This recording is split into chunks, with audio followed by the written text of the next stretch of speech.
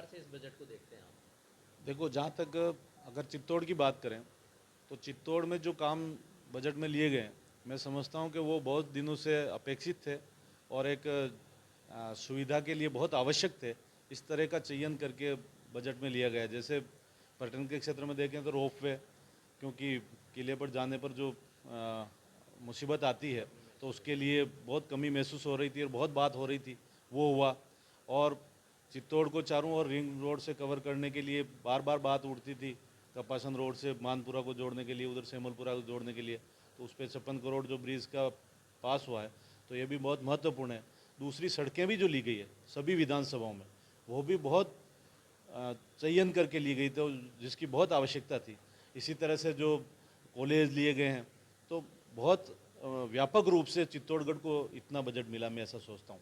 दूसरा, राजस्थान स्तर पे देखें तो जैसे 4 लाख भर्तियों की बात करना हो, 1 लाख इसी साल भर्ती करने की बात हो, किसानों को सस्ता लोन देने की बात हो, कृषि कनेक्शनों का आवंटन हो, डिग्गी निर्माण पर अनुदान की योजनाएं हो, तो व्यापक रूप से। और सरकारी ऑफिसों को भी सोलर ऊर्जा से जोड़ा जाए ताकि ऊर्जा की बचत होकर के वो अन्य क्षेत्रों को मिल सके। तो ये सरकार अपने खर्चे पर भी उसको करने के लिए तैयार हुई है।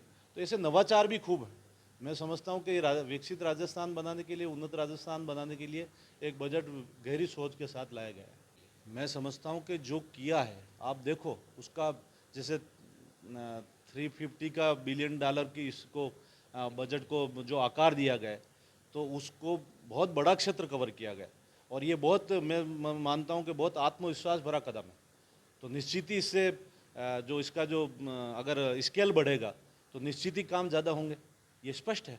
क्योंकि पैसे के बगैर तो कुछ होता नहीं है, केवल घोषणाएं तो घोषणाएं रहती, लेकिन चूंकि बजट का आकार उतना बड़ा है तो निश्चित ही होगा। डबल इंजन की सरकार होने से पूर्ण विश्वास है कि ये सब काम पूर्ण होंगे और हमारी आंखों के सामने दिखेंगे, ऐसा मैं मानता हूँ। तो आप क्या मानते हैं, मतलब ये चुनावी वादे तो नहीं रह जाएंगे नहीं कि नहीं, ये बजट है और पूरा होकर ही रहेगा? 5 साल अभी बाकी हैं भजन सरकार के। चुनावी वादे चुनाव के टाइम पे किए जाते हैं। अभी कोई इस तरह का नहीं है कि अभी कोई चुनाव सामने खड़े और हम इस तरह का बजट लाएं। और अभी आपको पूछने के लिए 4 साल हमारे सामने हैं, तो हम जो वादे करेंगे वो करने के लिए करेंगे, ये तो सभी समझते हैं। और भारतीय जनता पार्टी का तो जैसे आप घोषणा पत्र भी देखिए, अभी तक 45% से ज़्यादा घोषणाएं पूरी कर चुकी है राजस्थान की सरकार।